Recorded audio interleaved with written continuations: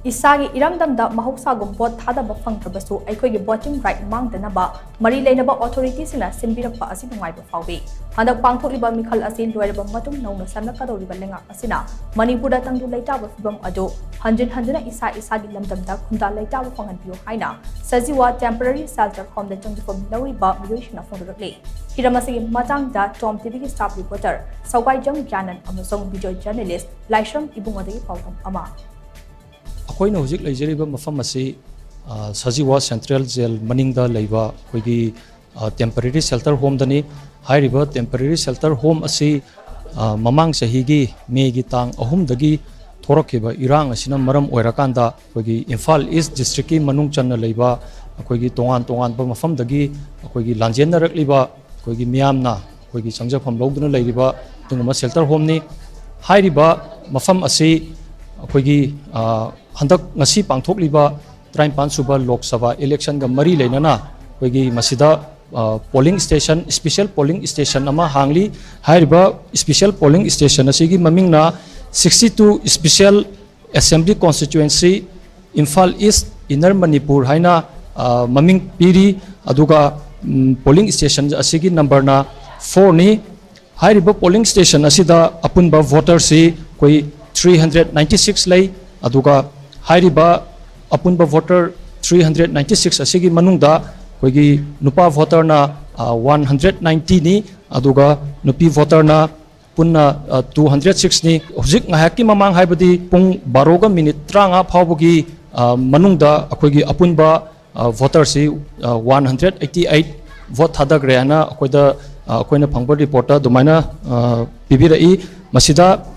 नुपा voter 88 vote थादकी अदुगा नुपी वोटर ना चाम थादकी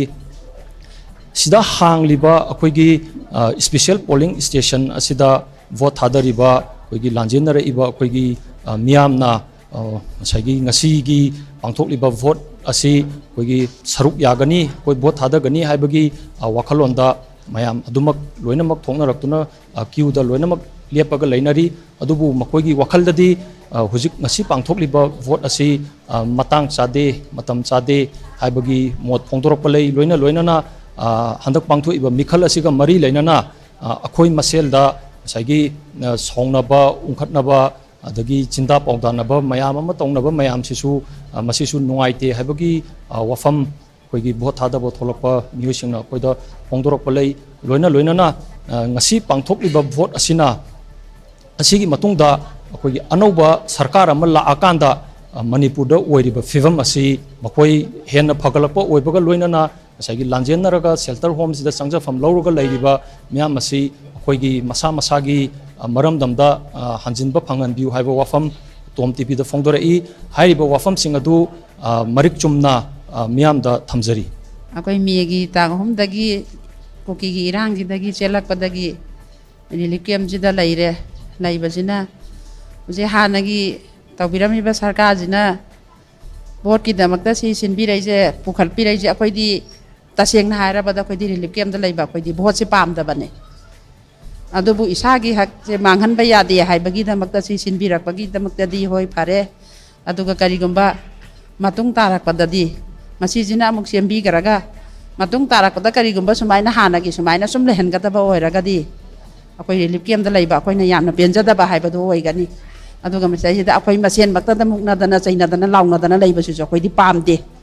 अखोइ मेतै मसा ngaktane हाइबजे अपुनबा ओइना पुलप लैबना फै अखोइगी हंदके मिखल मेरेप असिदा भोट असिदा अखोइ सोयंगाम यावदना ngasi हुजिबो उंगददी अमता सोयंगाम यावदना अखोइ मरांग कायना थादबैदो ओइरी अदु मखा ताबददी करी करमदौबा हाइबदुदी हाइबे ngamde अदुबो अखोइ लैरिबा इनमेक सिंग हाइबे तारे अखोइ रिलीफ कैम्पगी ओइना लैरिबा मियोइ सिंसी इसा इसागी युमदा लेरमगा सिदा लैरगा भोट थादबे हाइबेसी खितंग अखोइदा थादगी थादनै अदुबु थादगनी अदुबु खितंग पुनिंगदा पेनदबा नुंगाइतबा अमदे दुम फावे मरमदी कगिनो हारगा गसागी अखोइगी लेरमबा इसागी युमदा लेरमगा रिलीफ कैम्पदा लेरगा भोट थादबे हाइबेसी खितंगदी पेनदे नुंगाइते अदुबु नुंगाइते हारगासु अखोइ कायदने दुम तौगनी चथगनी ngameबो खैदे दुम होनगनी अदुबु मरकसिदा अनाय असोना यारुगसु अखोइ दुम थादनारी तोम टीवी की पौदम जरीबा इसामक सवाइजम ज्ञान गलोइनना वीडियो जर्नलिस्ट लाइसरम इबुंगो सजीवा temporary shelter home Imphal east district.